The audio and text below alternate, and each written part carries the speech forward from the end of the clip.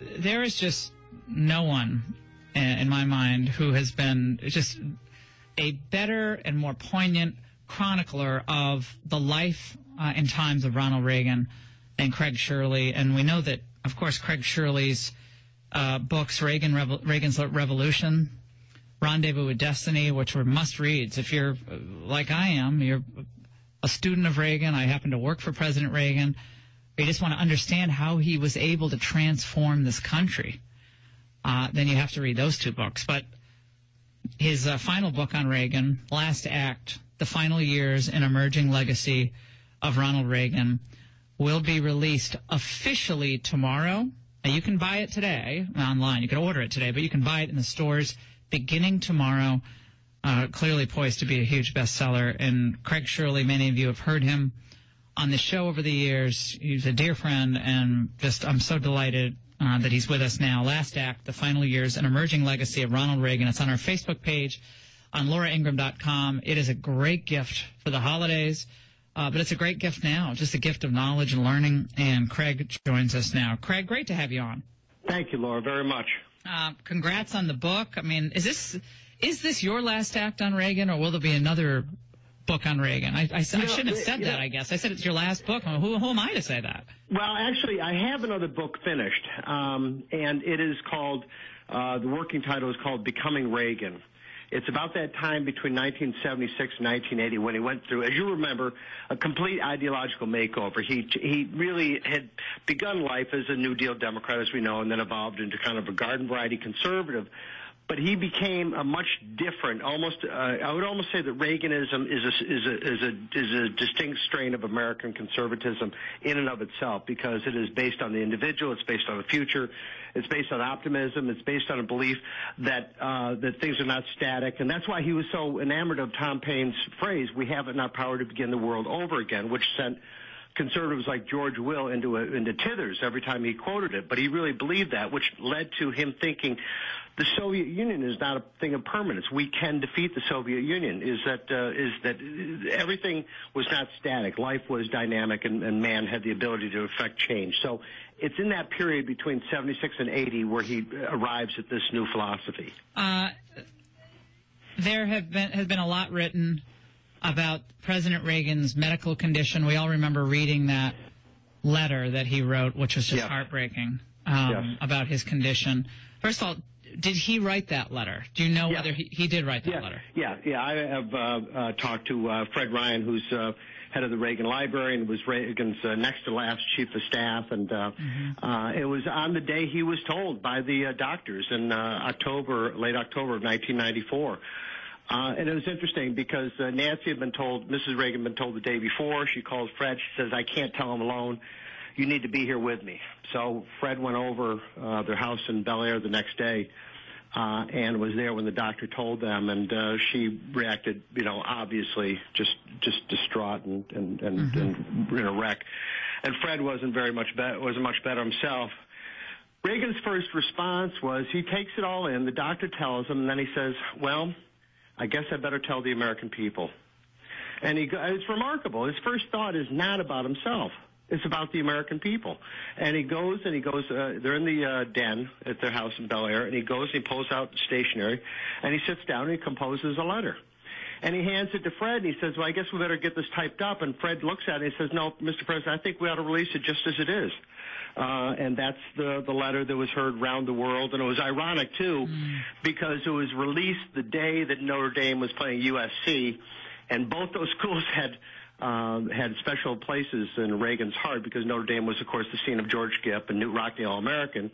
And he used to say that USC was the only college he would go to where they wouldn't throw things at him. That's a lovely irony in what was obviously sad news. And when did he start manifesting signs of Alzheimer's? When did that occur? In your research? Well, the doctors first diagnosed it. He and Mrs. Reagan went to the Mayo Clinic every year for years to be tested, and he passed. And it was both physical and psychological and intelligence and memory tests, and number sequences and color sequences and all these things. And he passed every year with flying colors until the spring of 19 94. 6 years after he left the presidency was when he first showed early signs of Alzheimer's. So you would dispute Bill O'Reilly's account then? I mean, O'Reilly's book is out. It's, he has a different take on that, I believe, than you. And look, I'm not the expert in any of this, but I was with Reagan just briefly in 1987. Right. Dinesh. So what do you remember? What do you remember? I mean, he seemed completely with it to me. Yeah, I mean, okay. Again, it was a brief meeting. It was all a domestic policy office, and I was saying goodbye because I was going off to law school. Right. He was hilarious. I mean, he was great. I mean, it was just one of those memories I carry around with me. That was not abnormal. That's the way he was every day. Right. Is that don't believe me, don't believe your own eyes. Believe Ed Meese, believe John Hybush, who's head of the Reagan Library, believe A.B. Culverhouse, who was chief counsel in the White House, believe Dick Allen, who was national security advisor, believe Marlon Fitzwater, all who say that Reagan during those 8 years was alert, was mentally engaged, was humorous, was funny, was intellectual, was in every way the engaged chief executive we believe him to be. And I remember his final speech to the nation in of course 1989 when he said goodbye. Right. And that again, I don't see if you're really riddled with Alzheimer's, I don't know how you deliver that. You don't, but it was fulsome, it was detailed, it was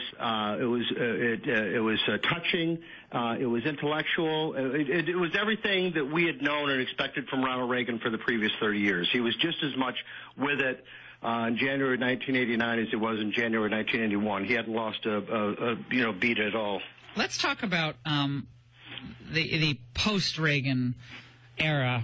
You write about the funeral and I was there in the National Cathedral, and I've never seen anything like it. I've never seen anything like it. I never will again in my life, because every leader of the world was there. Everybody. Every former president was there. Every former first lady was there. Anybody who was anybody was there, and a lot of people who weren't anybody were there, which was nice too. Because in many ways that was what Reagan was about. Was not about the high and mighty, but about the common everyday people of America. And they're the ones who turned out at the U.S. Capitol, and they're the ones who turned out in Simi Valley. They're the ones who turned out at the National Cathedral looking in. So for every high and mighty of Washington, there were thousands of just plain folks who turned out too. The only person who wasn't there, but he was in such poor health, was John Paul II. Yeah. He wasn't there. He couldn't really, at that point he was himself, struggling obviously with Parkinson's, and I'm not sure a Pope has ever gone to a presidential funeral. Raymond, you might know that. No. But has a Pope ever Bush attended? No, not that he knows. No, they have never turned out to a American president's funeral, not even John Kennedy's. Mm-hmm. But interestingly enough, George Bush had met with Pope John Paul II just a couple days before, and the Pope gave him an earful about the invasion of Iraq. That's hilarious. Well, I remember sitting there, and when they brought Reagan's casket and through the doors, I didn't stop crying from the moment I saw the casket brought in. I cried twice.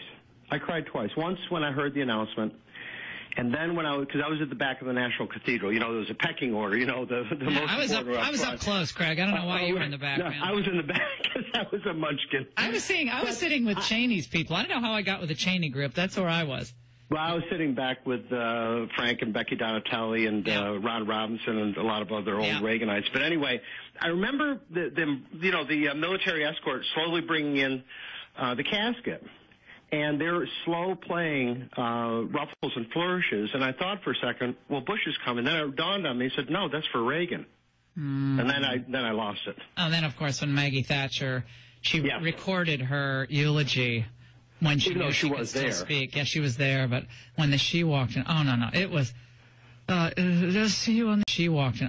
It was, just see you on the other side, Ronnie. Whatever it was, the trumpets on the other side. The trumpets are playing on the other side. You'd have to go back to the funeral of John Kennedy to have such an outpouring of affection on the part of the American people. And then before that, for Franklin Roosevelt. But there wasn't that outpouring for Lyndon Johnson or Harry Truman or Richard Nixon. In the last act, and when you think about the a legacy of Reagan. Today, I mean, how many people call themselves Bush Republicans? They call themselves Reagan Republicans. Right. That's the legacy that lives on today. Jeb calls himself a Bush Republican. Jeb? Jeb calls himself a Bush Republican. I don't know if he even says that, but tell us about that as we move into this election season. And Lord knows what Reagan would think about the open borders and the trade deals that have gone down south. How was that? You have to go back, Laura. You have to go back to fully appreciate Reagan's legacy. You have to go back to the America he inherited in 1980. We were losing a Cold War. The Soviets were in Afghanistan. The Soviets were in Angola. The Soviets were in Africa, other parts of Africa. Mm-hmm. They were in Nicaragua had gone communist. El Salvador was in danger of falling to communism. Cuba had fallen to communism. Meanwhile, Castro was exporting client troops around the world on behalf of the Soviets. Italy had come in within a hair's breadth of voting into power a communist government. NATO was withering. In every measurable way, we are losing the Cold War, and the Soviets are winning the Cold War. Then you've got the situation at home where American morale is broken.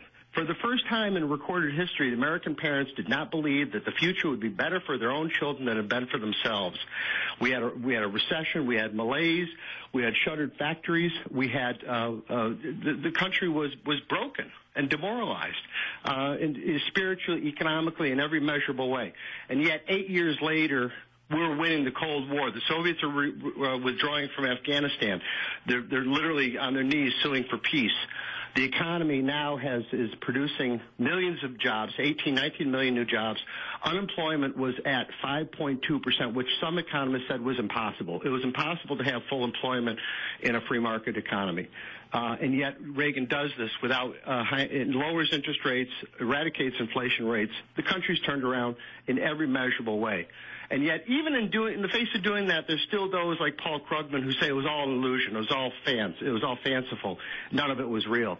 So that's what people like you and I have to push back against every day, is that the truth against their fiction. And those Republicans today who are itching to get us back into a military conflict in the Middle East, they cloak themselves in Reagan, the freedom fighters, and we got to spread good democracy around the globe and so forth. But they forget that Reagan pulled out of Lebanon after we had 242 U.S. Marines killed. And he considered that the biggest mistake of his presidency, and he said so in the diaries. He only committed U.S. troops twice in his presidency, once in Lebanon, once in Grenada, and he regretted Lebanon for the rest of his life. He didn't really want to mess around in the Middle East. He never visited Israel, as you might know, and he had a very healthy regard for the ability of democracy to really take hold in the Middle East. He was much more interested in democracy in the Warsaw Pact countries and in the former Soviet Union than he was in the Middle East. Craig Shirley, the book Last Act, The Final Years and Emerging Legacy of Ronald Reagan. This book